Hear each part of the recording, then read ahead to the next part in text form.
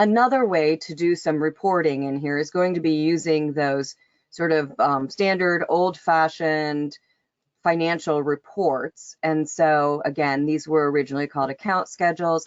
If you've worked in Business Center, you might be familiar with these, or if you've ever seen previous demos that go, that go into a bit more detail. But essentially what you're creating is you are creating column definitions and row definitions. So I've got row definitions here, I've got my column definitions here, and then you can see I can reuse those. So I'm mixing and matching my column and row definitions.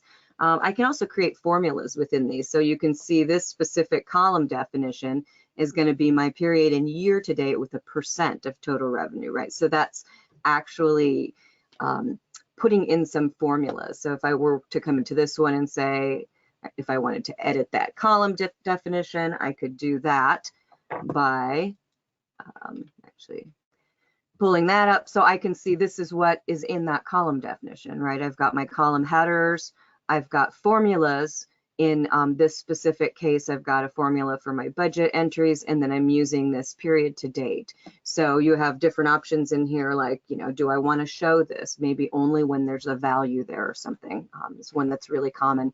You also have different things that, well, just to point out, you can do formulas like this. I can also do comparison date formulas. So this gets into kind of a lot of that financial reporting side of things, but essentially if I wanted to come out here, I could create a financial report specifically across my programs, right? So basically I can put in some definitions for columns and rows, and then I can also put things in here like a double underline so that when I actually create this report or print it, it will show that double underline. And then again, I can have formulas. So I might want to calculate totals. This would be rows 10 through 40. That's what I want in my totals. And then maybe I'm pulling in then another one. I'm pulling in my program's posting account and then creating a formula that divides, okay, what's the total up here by that posting account. So that's just a basic example. You might be more likely to say, well, these statistical accounts are going to be, different. So I might actually create separate reports for perhaps a learner's option versus something like a meals option, right? Because I don't want to necessarily calculate that entire program expense against all of those. But just to give you an idea of some of the things that you can do in your financial reporting, where now, just to point out, you have this new option. So I've got the statistical account option that I didn't used to have here in my totaling type. So just to point that out, that gives you the ability to actually do some statistical reporting where you can work with your statistical accounts as well as your posting accounts in the same report and create reports that would work that way. Again, in this particular case, then you can also set up your column definitions that are going to work with that, right? So I've got my row definitions, and then I've also got my column definitions. So I'm using that net change one, but I might want to use a different column definition in here as well, or create a new column definition. So that's just to point out, there's, you can set up, again, mix and match those rows and columns. And again, in this particular case, I set up a row definition for the statistical accounts. I might want to change what I've got in that column definition.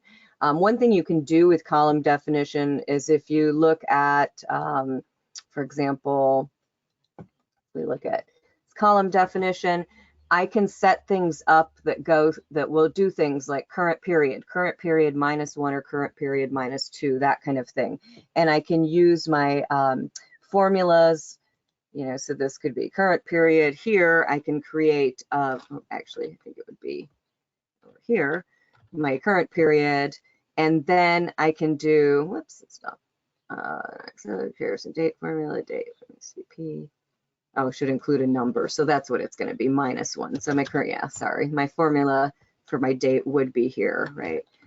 And then over here, I can say, okay, this is going to be CP, and then I would use that -1 for my date formula, right? And that's going to take me, and I can do that with months too. So if I want to create something that shows my current month, but I want to show the 12 months prior to give me all of the past 11 months aside from this month, and then basically 13 months back.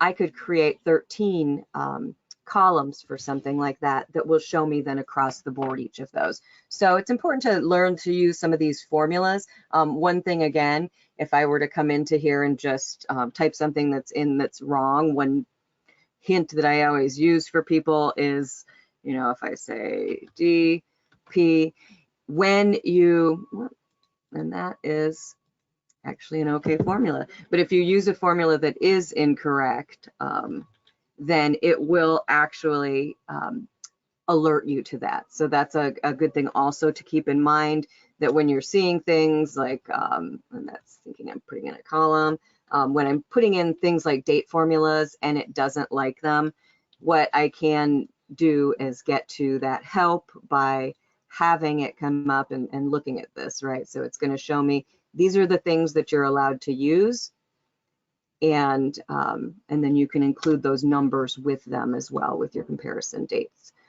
So just to point that out, you can use those date formulas in your column definitions. That's one where you may want to, you may want to dig into some of those formulas. And again, I just always recommend to come out and look at some of the things that are already out here. This is going to, this will be very useful for you. These are all things that are already canned. Again, within this, you can create things also using those statistical accounts, and then you can also use those dimensions to facilitate that.